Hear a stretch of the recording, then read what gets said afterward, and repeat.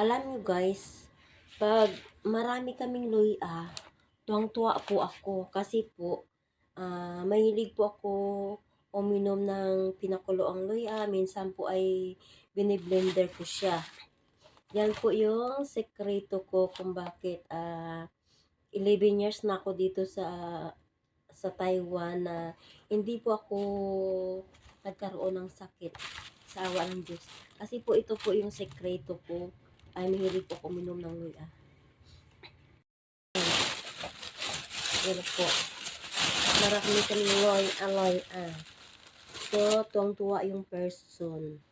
Dahil mahilig po ako sa loy.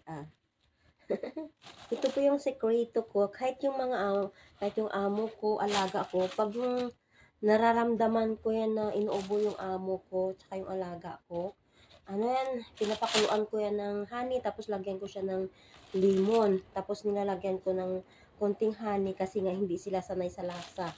So, yun. Kaya never ho nagkakasakit po yung alaga ko kasi yan ang sekreto ko. Start na inalagaan ko yung alaga ko dito, never po yan nagkakasakit sa awa ng Diyos. Dahil ito po yung sekreto ko pag alam ko na yung may siya, maramdaman ko na inuubo siya, naglalaga po ako ng luya.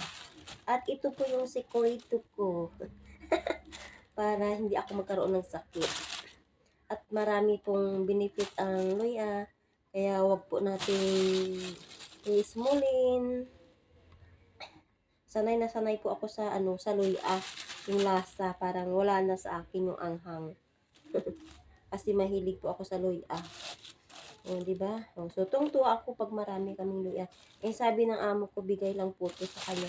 Marami kasi dito nagbibigay sa amin ng luya. Ng amo ko. Kasi ang amo ko, mahilig din magbigay. So, parang palitan sila. Pag may binigay ka sa kanila, may bibigay din sila sa iyo. Ganun po dito sa Taiwan ng mga tao mababait. Kahit ganito siya kaliliit, hindi ko yung pinapaltos. Talagang kinikip ko yan. Kasi sayang. Yan. Nilalagay ko yan sa harapan yan. Ito na po ang luya ko. Tungtuwa ako kasi marami kami luya. Kasi pag binili mo siya, maliit lang. Mga ganito na mahal. O, di ba?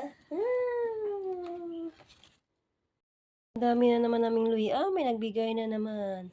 Ayan, kabibigay ng isang araw. Ngayon, kabibigay lang. O, di ba? Daming luya.